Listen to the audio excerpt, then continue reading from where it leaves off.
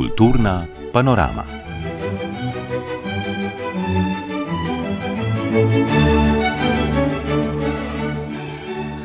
Spoštovani poslušalci, lepo pozdravljeni v oddaji Kulturna panorama, tedenskem pregledu izstopajočih kulturnih dogodkov. Pripravljamo jo sodelavke in sodelavci Uredništva za kulturo Radia Slovenija. Začeli bomo z zvenečimi pisateljskimi imeni. V okviru festivala literature sveta Fabula je Ljubljano obiskal eden najvidnejših sodobnih irskih pisateljev, Callum McCann. Na povabilo Cankarjeve založbe pa se je pri nas mudil tudi eminentni hrvaški pisatelj in publicist Slobodan Schneider. Sprehodili se bomo skozi dve razstavi. V Mestni galeriji razstavlja akademski slikar Silvester Plotaj Siko. V nemškem Potsdamu pa so odprli razstavo del nemških impresionistov.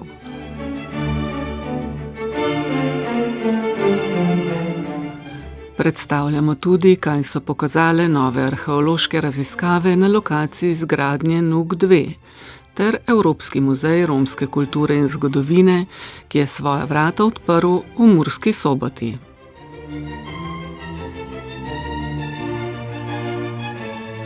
V sklepnem delu oddaje pa bomo prelistali knjigo Mance Košir Metulji vedo za moč besede in pogledali, kako poteka projekt spodbujanja branja na nacionalni ravni.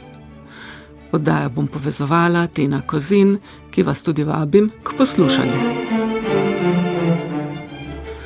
Na odprtju letošnjega festivala literature sveta Fabula v Ljubljani je gostoval irski pisatelj Callum McCann, avtor romana Apeirogon, ki temelji na resnični zgodbi dveh očetov, Izraelca in Palestinca, ki sta v nasilju izgubila hčerki, a se nato povezala v prizadevanju za dialog.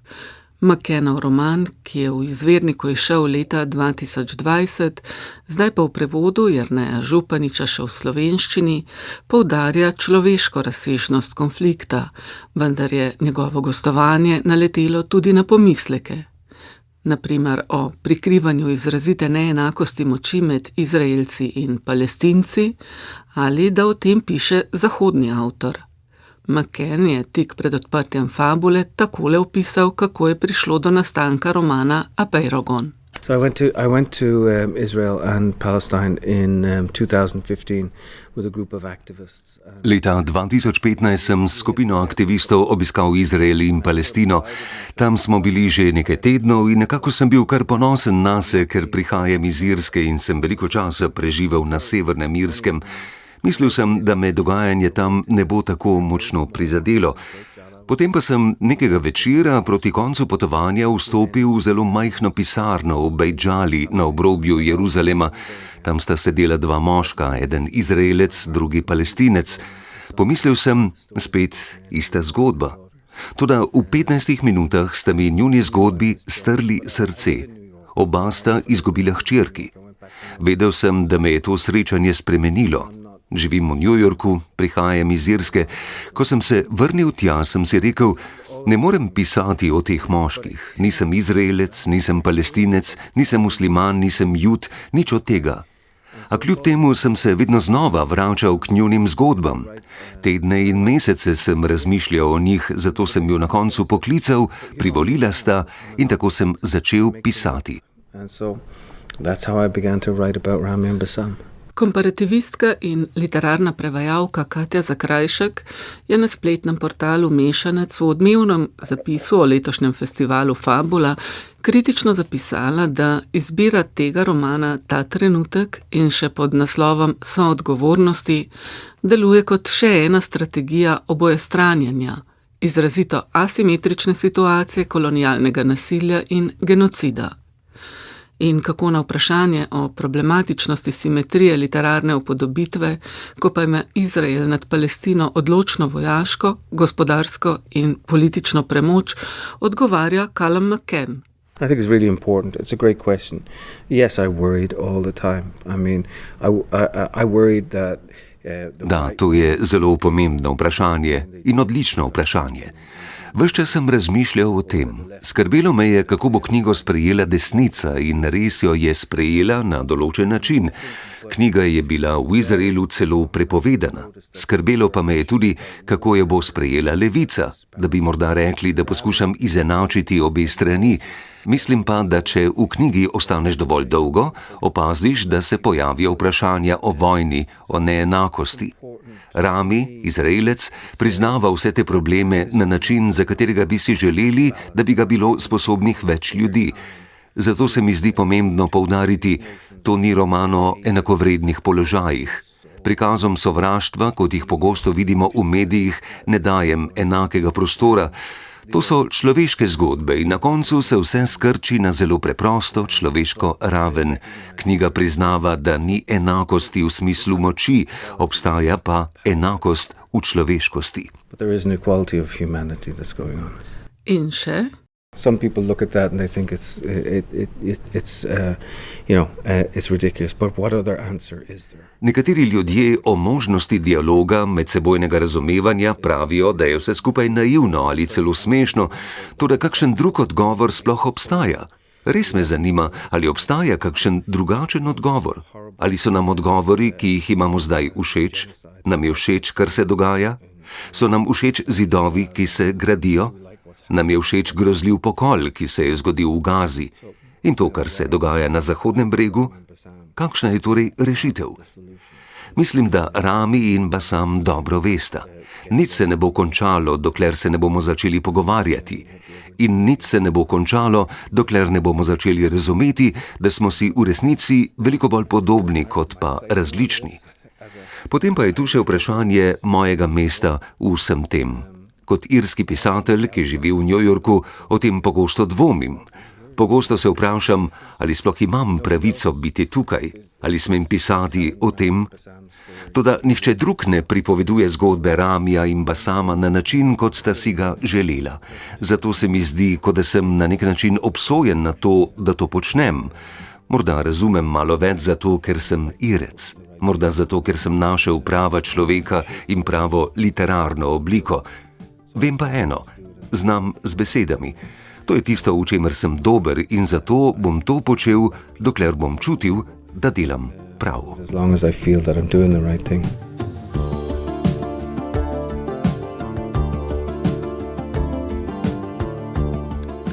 Hrvaški pisatelj in dramatik Slobodan Schneider je obiskal Slovenijo ob izidu prevoda svojega romana Angel izginjanja v zbirki Moderni klasiki pri Cankarjevi založbi. Roman, prevedla ga je Sonja Polanc, se odlikuje s prepoznavnim prepletom pogosto bizarne resničnosti in sproščene ustvarjalne domišljije. Več o sebi, romanu in še čem je Slobodan Schneider povedal v pogovoru z Markom Goljo. Njegove odgovore je bral Bernard Stramič. Slobodan Schneider, vesel sem, da bova posnela ta pogovor, pa čeprav bo kratek. Najprej bi jaz vprašal, kaj vam pomeni slovenski prevod vašega romana Angel izginjanja? Znači mi jako puno, ne? Ja nisam u Sloveniji potpuni stranac. Pomeni mi zelo veliko. V Sloveniji nisem popoln tujec. Vedno so obstajale močne generacijske vezi, predvsem v gledališkem svetu. Drugi razlog je, da je naša zgodovina skupna, pa naj si mislimo o tem karkoli. Skupaj smo bili v cesarstvu, nato v kraljevini in bili smo skupaj v neki republiki. To je precej let v zgodovini naroda, ne le v zgodovini posameznika. Imeli smo skupne politične in kulturne izkušnje. V 90-ih smo si želeli, da bi bile razlike, ki jih nismo poznali, večje, kot so bile. To je ena izmed skrivnosti, ki jih ne razumem. In zdaj gremo veselo vsak po svoji poti. Toda Slovenija ostaja del mojega sveta. V Nemčiji nisem popoln tujec, saj sem po očetu Nemec, toda že zaradi jezika ostajam tujec.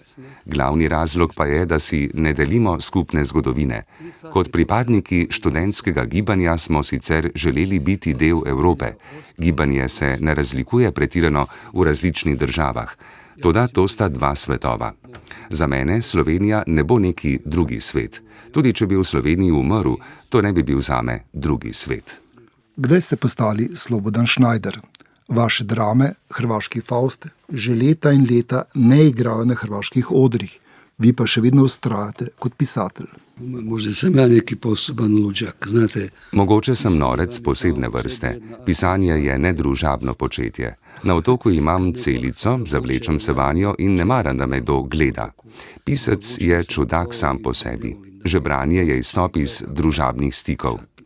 To se sprašujem tudi sam. Kakšen idiot sem, tako dolgo te ne marajo, jaz pa vztrajam. Nimam pa odgovora. Vseeno pa se mi zdi, da se da s pisanjem kaj spremeniti. Če ne bi počel tega, bi počel kaj drugega. Morda bi bil terorist. Pisanje mi pomaga, da nisem terorist. Mogoče je pisanje način, da preživim in drugi z menoj. Nimam lahkega značaja. Priznam, da sem nedružaben, sem pa socialist. To je nekaj drugega. V romanu Angel izginjanja ima zgodovina pomembno vlogo. Zakaj vas zgodovina prepriča, da se vračate k njej? Zato što se ona vraća nama. Zato, ker se ona vrača k nam. Imamo težji primer neanalizirane preteklosti. To je ta zgodovina, ki se vrača. Z psihoanalitske perspektive je kot podtalnica, ki se prebija proti površini. Tako vam vlada nezavedno in to je zelo nevarno. Psihoanaliza naj bi ozaveščala nezavedno, toda zgodovina je pri nas močnejša. Zakaj? Zato, ker ne morete položiti celega naroda na Freudov kavč. Zato jaz prakticiram individualno psihoanalizo pri bralcih. To se da. Bi pa raje videl, da je na tem kavču ves narod, tudi srbski, da slišijo, da jim to in to gospoduje, da so sami odgovorni. Skratka, gre za svobodo. Ne za mojo svobodo, ampak za njihovo. Ko se pogovarjamo o preteklosti, imam slab občutek, da je preteklost marsikje še vedno živa. Naprimer, Marko Perković Thompson je zelo priljubljen na Hrvaškem. Zdaj je znan že tudi v Sloveniji. Imate morda kakšno razlago, zakaj mu to uspeva? Pa to je jedna od stvari koje mogu donekle objasniti. To je ena izmed zadev, ki jih lahko do neke mere pojasnim, ne morem pa je sprejeti. V 90-ih letih je nastal velik vrednostni vakuum in ta vakuum je posrkal vse po vrsti. Fantazme preteklosti, ki so nenadoma postale sodobne. V tem položaju vsesplošne izgubljenosti imate več 100.000 mladih, ki so sprejeli prvo, kar so jim ponudili. Alternativna levica je brez ritma. Levica ni zmožna pojasniti, zakaj ljudje glasujejo proti svojim interesom. Ni zmožna pojasniti ljudem, kar ve. Nasprotno pa desnica na prvi pogled govori jasne stvari. Okradenim govorimo o presežni vrednosti, umirjeno, brez čustev in argumentirano. V knjigi Angel izginjanja lepo vidite, kako malo je bilo potrebno, da bi neki romaneskni lik končal na levici, ampak pridružil se je tistim, ki so mu prvi rekli: ti so krivi za tvojo nesrečo, skratka, Judje. To je težko pojasniti na vzorcu nekaj 100.000 ljudi. Vendar to ni neka hrvaška posebnost. Povsem nerazumljivo je, kako je leta 1938 Rdeči Dunaj po Hitlerjevem govoru na Trgu junakov postal nacističen. Enak problem. Toda mi moramo razumeti, zakaj. To je vprašanje preživetja. Ne nas, levičarjev, manjšine, ampak večine teh mladih ljudi. Če me zdaj pobere, bi na mojem otoku rekli: ni škode, saj je živel. Kaj pa moje vnukinje? To me muči, ko slišim, da je v Iranu umrlo več kot 100 deklic, starih kot moje vnukinje. V romanu Angel izginjanja je precej domišljije, na njegovem koncu pa je vir zgodovinske literature. Kakšno je razmerje med zgodovinsko resničnostjo in domišljijo, predvsem pa me zanima vaš pisateljski užitek ob tovrstnem pisanju. Kad uspije, mislim, to je... Ko uspe, je to erotičen užitek. Brez njega bi bilo to nesmiselno početje. Razmerje med resničnostjo in domišljijo je zabrisano, nejasno. Morda gre za to pri pisanju. Ko poskušam razvijati tehniko, da je tisto, kar je videti kot resničnost, popolna izmišljija in da se je na pogled domišljijsko zgodilo. Tak primer je proces proti ženski, ki je obsojena kot čarovnica. Kazni, sežigu na grmadi, bi se lahko izognila, če bi priznala. In je priznala, da je letela na višini 200 metrov. Takoj naslednji dan so jo sežgali na grmadi, ker je inkvizicija dopuščala višino leta do 150 metrov. Skratka, lagala je. Ta dogodek je zapisan v kronikah mesta Varaždin. Ali pa Tito, ki kot satir lovi mlade nimfe. Kar je Tito v osnovi bil. Satir, ki je lovil mlade nimfe. Ali pa Koča Popovič, ki je pred bitko na Sutjeski pisal dnevnik v francoščini. Tako da je osnova prizora z angolom resnična in hkrati fantastična. Veste, naša zgodovina je fantastična in perverzna. Tito je res prenočil v Zagrebu med vojno. Nekaj drugega pa je, da je hiša videla njegove sanje. To, da hiša vidi njegove sanje, to je moje. Slobodan Schneider, hvala vam za vaš roman Angeli izginjanja in hvala za pogovor. Hvala vam za vaš interes, naročito. Hvala vam za zanimanje.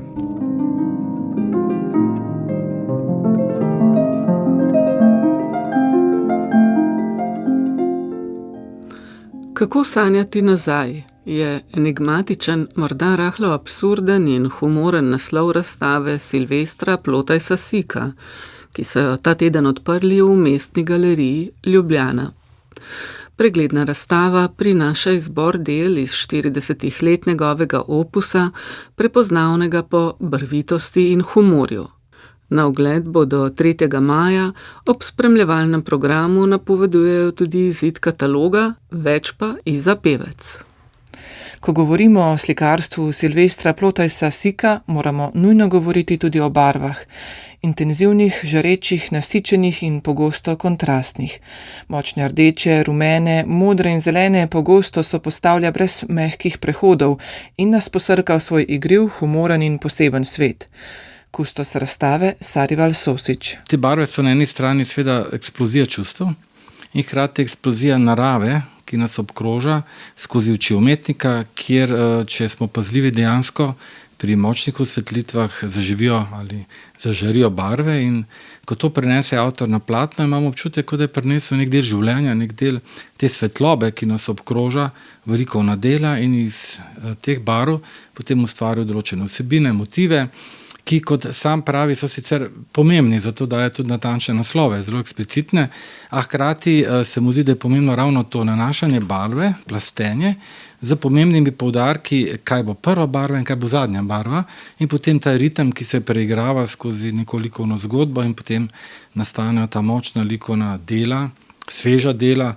In res, Silvester Plotajs Siko je slikar barv, mogoče celo med najmočnejšimi avtorji v naši državi, kjer res izrazito prevladuje barva. Slikar se pogosto nanaša na popkulturne fenomene in zgodovino umetnosti. Blizu mu je predvsem kubizem, ki je po njegovem mnenju odprl novo videnje sveta. A tudi to sklicevanje na preteklost obarva po svoje. Tako je na primer skoval izraz punk kubizem. Ustvarja torej svoj svet, v katerega nas na razstavi ne opelje le z barvami, temveč tudi s kavčem, vidnim že z ulice. O tem svetu Silvester Plotajs Siko pove. Ta moj svet je poseben, mislim, zelo intenziven, izrazit, drugačen, dejansko, ja. In namerno sem ta kavč dal noter, tako da v bistvu priješ v en tak intimen prostor, neke vrste. Se to cela razstava je koncipirana tako, da v bistvu stopaš v galerijo, pa hkrati v moj atelje. Tako nekako sem si zamislil. Ker cela ta mestna galerija je malo tako kot nek stanovanje, se mi zdi. In nima nekih distanc velikih in tako naprej. In zato sem jo naredil tako, da v bistvu si res intimno nablizu z slikami, ki so tudi velikih formatov. In namerno sem to naredil, da je učinek barve še večji. Zato sem tudi pobarval te stene, da si v bistvu obkrožen z neko tako res močno energijo.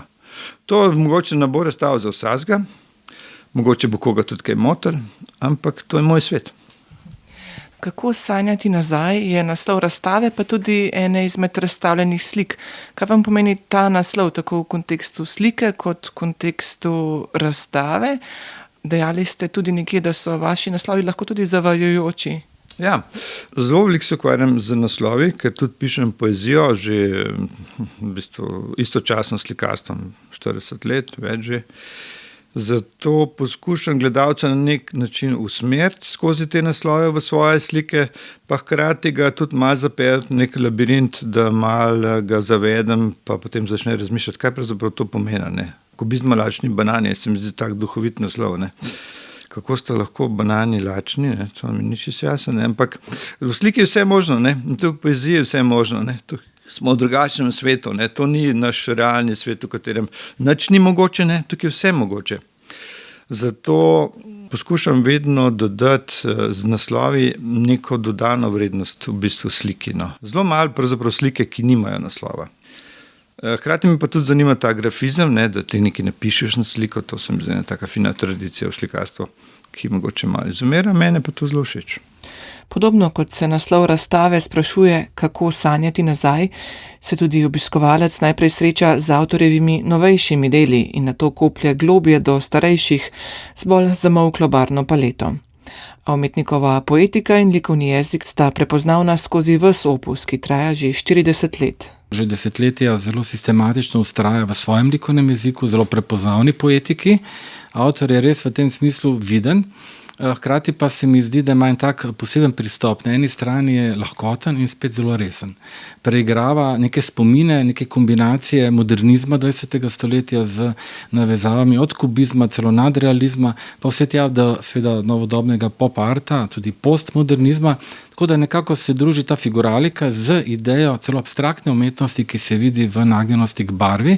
In to se mi je zdelo zelo pomembno, da se v tem trenutku izpostavi, ko lahko dobimo občutek, da je v nekih delih likovne umetnosti Slovenije slika že ne moram reči mrtva, ampak se že sprevprašuje, kaj se z njo dogaja, pa se mi zdi, da pri tem avtorju, pri Siku slika živi in kaže neko možnost razvoja, neko možnost energije, neko pravo likovno slikarsko zgodbo, na nek način še klasično, ampak z novodobnimi barvnimi jezikovnimi izraznostmi. Silvester Plotaj Siko pa je v svojem pristopu zapisal: Sam sebi pravim slikar, ne umetnik, potapljač, kajti velikokrat zadržim dih, ko me posrka barvni vrtinec v sliko.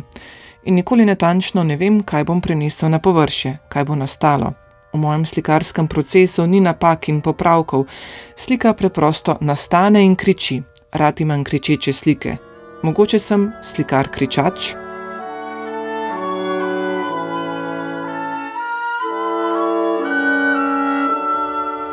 Liebermann je še danes visoko zveneče ime nemškega slikarstva. Vodja berlinske secesije, kroga impresionistov Max Liebermann je bil konec 19. stoletja začetnik prve umetniške avantgarde v Nemčiji. Naslanjal se je na francoske umetniške tokove. V muzeju v Barberini v baročni palači v nemškem Potsdamu so odprli razstavo del nemških impresionistov. Na ogled je okrog 110 slik iz več kot 60 mednarodnih zbirk. Maja Derčar. Berlinčan Max Liebermann je bil rojen leta 1847 v premožno judovsko družino. S slikanjem se je odmaknil od tekstilnega podjetja svojega očeta.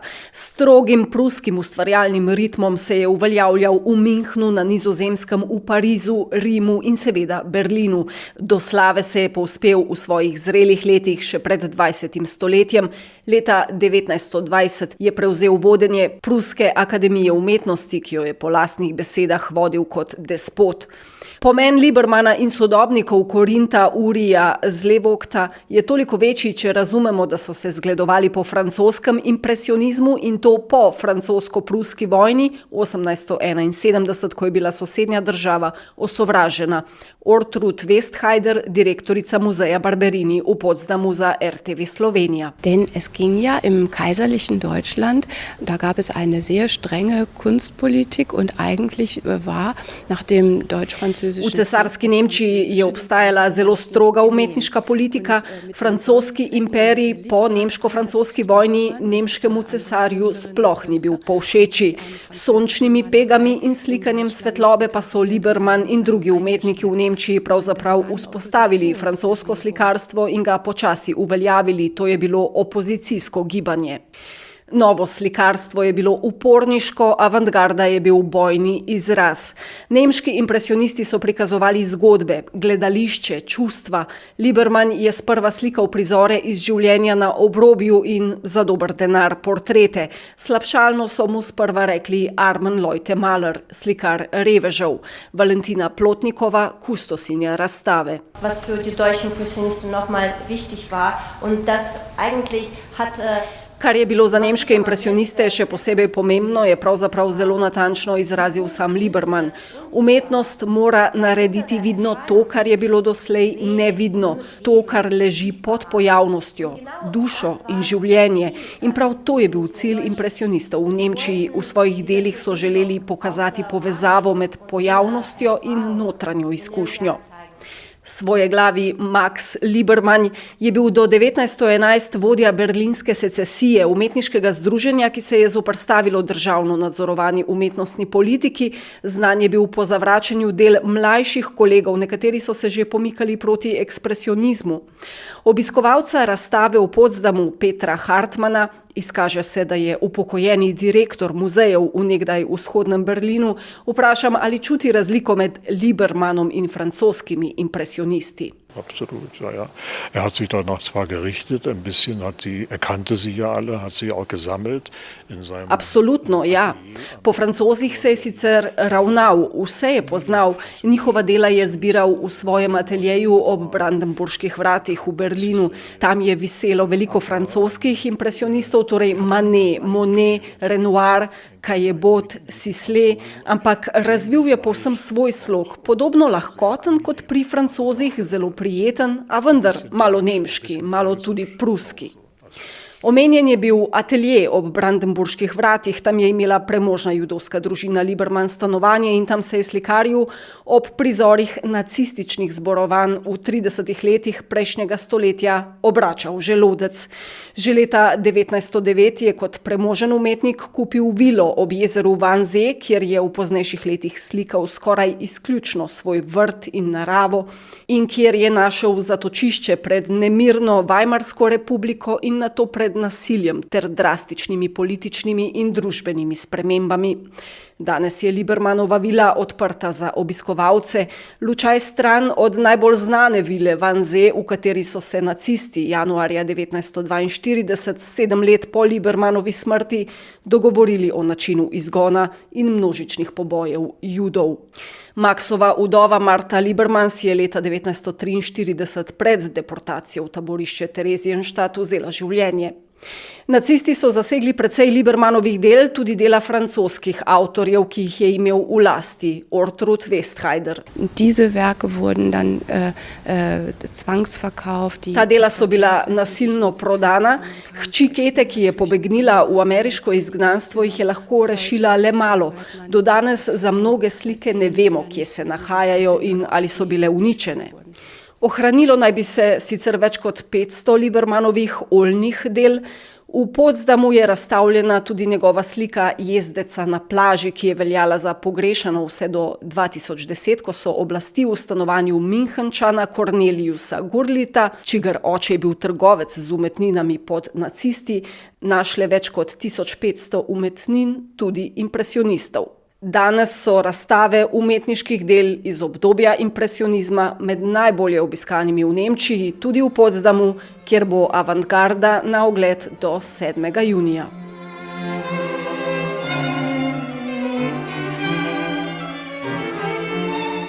Med Slovensko in Zoisovo cesto ter Hieronimovo ulico v Ljubljani se začenja gradnja NUK 2.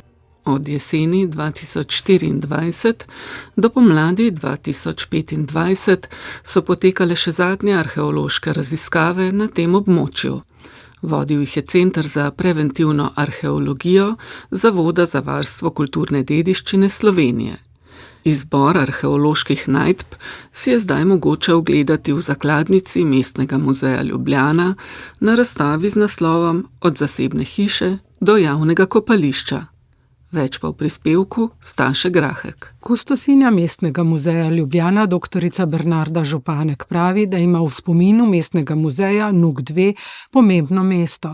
Prva izkopavanja kustosa tedanjega deželnega muzeja Valterja Šmida segajo na začetek 20. stoletja.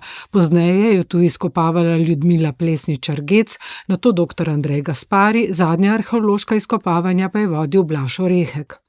Gre za velik prostor, več 1000 kvadratnih metrov za območje 4 insul. Tokrat so raziskali insuli 27 in 46. Blaž Orehek ocenjuje, da so nove raziskave dobra dopolnitev raziskav iz preteklosti. Če primerjamo insuli 27 in 46, gre za povsem drugačen način gradnje. V insuli 27 na območju naših raziskav nismo prepoznali recimo zidanih predelnih sten oziroma ločnic med prostori. To pomeni, da so za ločevanje med prostori uporabljali večinoma leseno gradnjo in bil samo obod insule zidan. Vsaj na tem delu, kjer je potekala naša raziskava. Šlo je pa na tem delu za večje dvorišče s stebriščem in očitno nekimi leseno predeljenimi prostori, ki so bili verjetno namenjeni skladiščenju živil. Medtem ko v enem prostoru smo odkrili tudi peč, ki je bila verjetno obrtniška, sicer ne vemo njenega namena, ker ni bilo odpadka zraven. Medtem ko insula 46, to je ta bolj vzhodna, je pa na našem delu oziroma na našem območju raziskave imamo dvorišče, ki sicer nima stebrišča, smo pa odkrili en zelo pomemben element, se pravi vodnjak. V 1. stoletju, takoj ob gradnji, so vodo pridobivali z vodnjaki. Takrat, če ni bil vzpostavljen vodovod, v tem dvorišču je bil vodnjak. Za območje izven dvorišča oziroma v notranjosti prostora pa žal nimamo podatkov, ker je bilo območje v bistvu uničeno s kasnejšimi rimskimi posegi v sredini 1. stoletja. Na območju so vidne prenove, ki jih je doživljala Emona. V 1. stoletju je dobila kanalizacijo, nekaj pozneje vodovod. Najdba bazena kaže, da se je stanovanjsko območje postopno preobrazilo v javno kopališče. O najdbah Blaž Orehek pravi. Prikazujemo zelo majhen del najdb, ki smo jih odkrili na območju Nove NUK, oziroma obseg celotnega gradiva je bil okrog 12 ton, sicer večino tega predstavljajo gradbeni material, opeke, opečnat gradbeni material, potem keramika, steklo in različni kovinski predmeti. V središču razstave so večinoma drobni predmeti, doktorica Bernarda Županek. Skupaj smo upravili en izbor in smo se odločili, da pokažemo nekako 3 sklope predmetov. Najprej deli nakita, ena jagoda ogrlice, taka melonasta modra, pa potem ena sponka za obleko. Mi rečemo temu avcisa, to so take zgodnje sponke, lahko bi bila tudi del vojaške noše, en prstan, pa koščica breskve. Breskvi so Rimljani rekli perzijsko jabolko, ker pride iz Perzije in je v začetku luksuzna hrana, pa potem jo seveda tudi gojijo v Galiji, v Italiji in tudi pri nas. Odlomke steklenih posod, posebej zanimiva je tale z urezanim okrasom. Posebej zanimiv je droben kipec Prijapa, ki mu je na razstavi namenjena posebna pozornost. Gre za upodobitev mitološkega lika, moškega z erektiranim penisom. Blaž Orehek. Je pa v bistvu bil Prijap že v grški in potem tudi v rimski mitologiji zaščitnik poljedelcev, živinoreje, vrtov, pašnikov in tudi je odvračal od zla. In seveda priprošnik za rodovitnost tako živali, ljudi, kot tudi zemlje. Nekaj najdenih predmetov je povezanih tudi s kopališčem, ki naj bi bilo na tem kraju, in morda igralnico. Ohranili pa so se samo drobci zidov. Blaž Orehek. Zidovi 4. stoletja, najmlajši rimski zidovi, so bili precej slabo ohranjeni zaradi izkoriščanja kamna v srednjem veku predvsem. In kasnejših posegov, ko so gradili na tem delu, recimo v 19. stoletju, različne industrijske objekte. Tudi Angora je bila kasneje zgrajena na tem delu. In te posegi so uničili najmlajše zidove do te mere, da večini nimamo ohranjenih nad temelji. Razstava z naslovom Od zasebne hiše do javnega kopališča v Mestnem muzeju Ljubljana bo odprta do konca maja.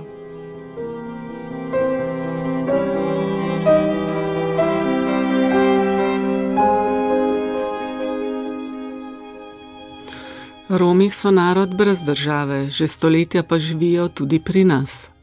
Njihova bogata kultura se vključno z maternim jezikom z asimilacijo vse bolj izgublja. Zato jo poskušajo ohranjati zlasti v različnih društvih in ustanovah. Ena takih je tudi Evropski muzej romske kulture in zgodovine, ki so ga v Murski Soboti odprli leta 2012, ta teden pa je zasijal v novih, ustreznejših prostorih sredi mesta. Odprtja na novi lokaciji se je udeležila Lidija Kosi. Da bodo uredili mrežo evropskih romskih muzejev, so pred poldrugim desetletjem sklenili na ustanovni konferenci Evropske romske zveze v Murski Soboti, kjer so ga leto zatem tudi odprli. Skupaj z občino so zanj naposled našli tudi boljšo lokacijo, pravi predsednik Zveze Romov Slovenije Jožek Horvat Muc in izpostavi namen tovrstnih muzejev. Torej, da se ohranja ta preteklost, da se zgodovina ohranja, da tudi našim mladim, pa tudi drugim, nekako predstavimo to zgodovino romske skupnosti. Ne samo v Prekmurju, ampak tudi širše je zelo pomembno, kako in na kakšen način so Romi živeli, odkot so prišli, kakšne navade so imeli in predvsem to, kako so se vključevali v družbo z svojimi posebnostmi. To so običaji, to so tradicije, to so različne aktivnosti, obrti recimo.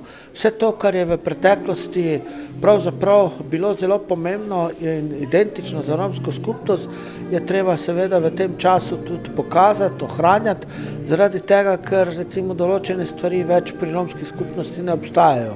Recimo nekatere obrti, običaji, kar nekaj stvari je tistih, ki jih pravzaprav mladi niti ne poznajo.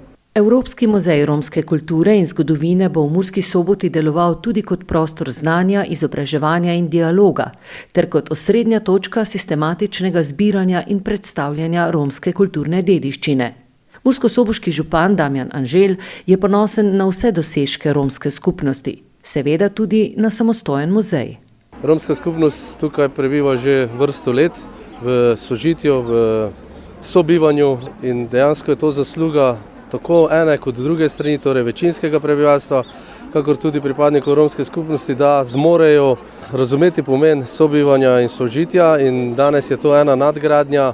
Jaz sem že večkrat povedal, romska skupnost nam ni breme, ampak prednost, dobiva tudi muzej, je pa pomembno, da je lokacija prava, kajti če to ni nekje v centru, v nekih pritličnih prostorih, dejansko tudi potem težko muzej zaživi oziroma ga tudi obiskovalci našega mesta najdejo, zato sem toliko bolj vesel, da končno po 3 letih iskanja prave lokacije nam je to uspelo v neposredni bližini gledališča Park, ki je naša kulturna ustanova in jaz mislim, da se boste zadevi lepo povezovali, kajti muzej je res na dobri lokaciji, verjamem, da bo dobro obiskan. In v današnjem času, ko je vse več nestrpnosti, sovražnega govora, smo lahko spet vzor v Murski Soboti drugim, da zmoremo in vemo se pozvati in tudi kulturno medsebojno prebivati. Pravica do kulture je tudi naša ustavna pravica, je poudarila ministrica za kulturo Asta Vrečko in dodala, da je tudi romska kultura del slovenske.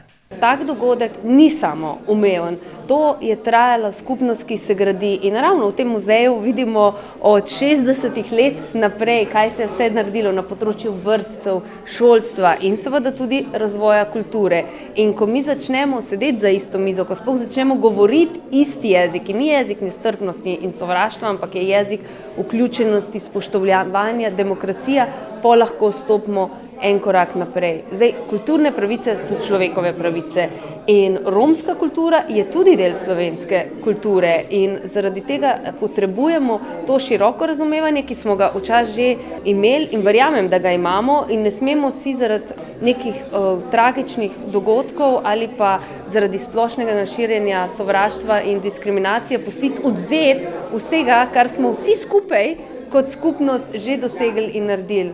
V sobivanju in medsebojnem spoštovanju je torej ključ do uspeha in zadovoljstva vseh, ki živimo na istem prostoru.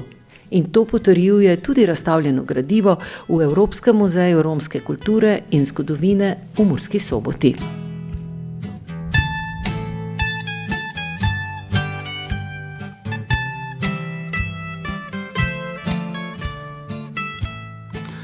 Petega marca smo praznovali nov državni praznik, nacionalni dan branja.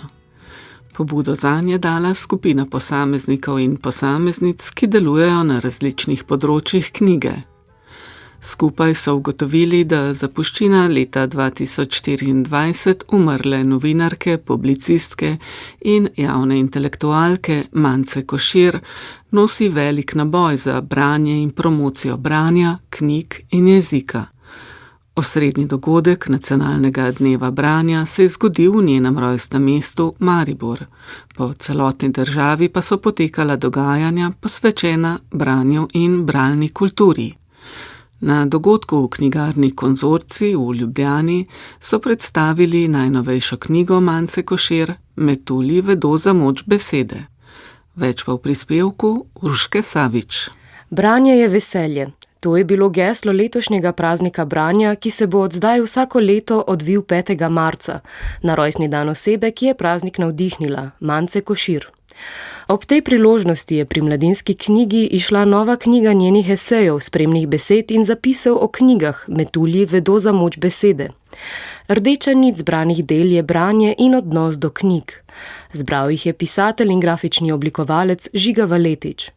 O odnosu avtorice do knjig in branja ter o njeni javni angažiranosti na tem področju Valetič. Manca je začela promovirati branje, ko je začela pisati kolumne in pisma in eseje že kot mlada novinarka. Ona je vedno vključevala branje in knjige in promocijo posameznih naslovov, promocijo avtoric, avtorjev, pesmi, poezije v svoje pisanje in v svoje javno nastopanje.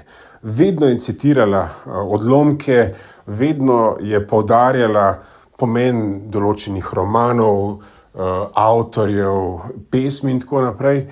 To je potem prenesla še bistveno dlje. Imela tudi delavnice za mlade novinarje, torej tudi pisanje je bilo pomembno, ampak vedno poudarjala, da moraš ti najprej brati, da je branje osnova za kakršnokoli pisanje. Ne? Moraš dosegati tisto neko stopnjo artikuliranosti, s katero potem lahko sploh izraziš sebe.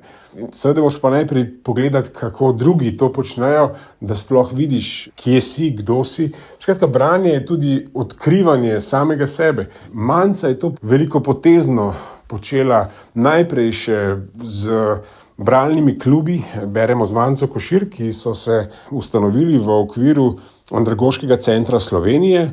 To so bili bralni klubi, kjer je bilo treba za mentorje udeležiti se kar več 10 ur izobraževanja. To sploh ni bila enostavna zadeva, voditi bralni klub. To se je potem razširilo po celi Sloveniji.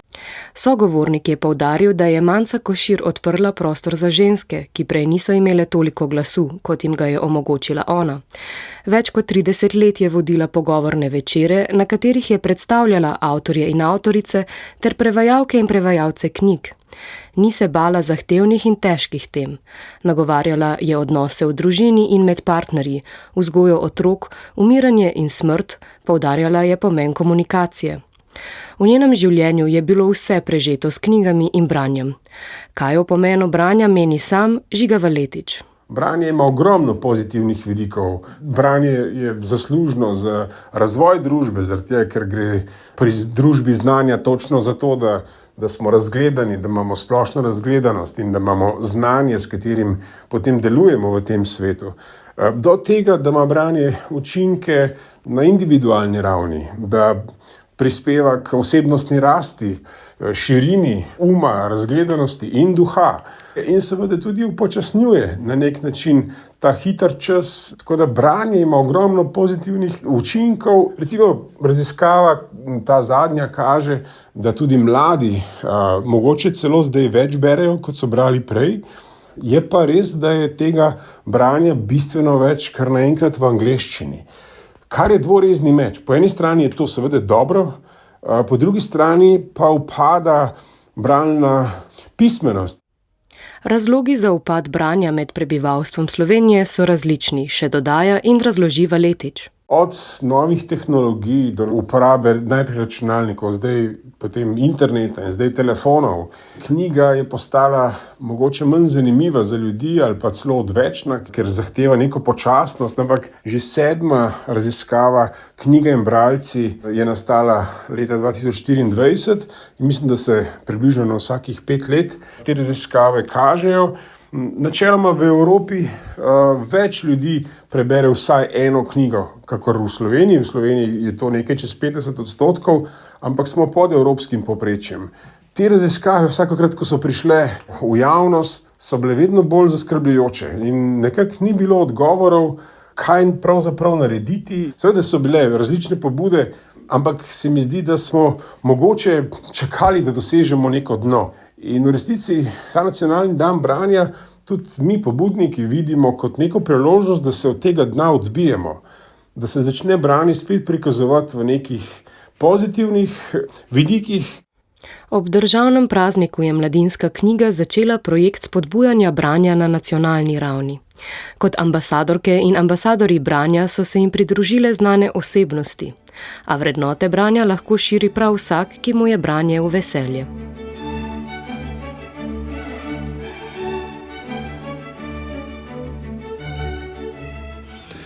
Spoštovani poslušalci, prišli smo do konca današnje kulturne panorame. Prispevke so pripravili Tina Poglajan, Marko Golja, Iza Pevec, Maja Derčar, Staša Grahek, Lidija Kosi in Urška Savič. Prevode sta brala Igor Velše in Bernard Stramič. Glasbeno opremo je pripravila Tina Ogrin. Tehnični del oddaje je prevzel Timon Gržel, redaktorstvo in vodenje pa Tina Kozin.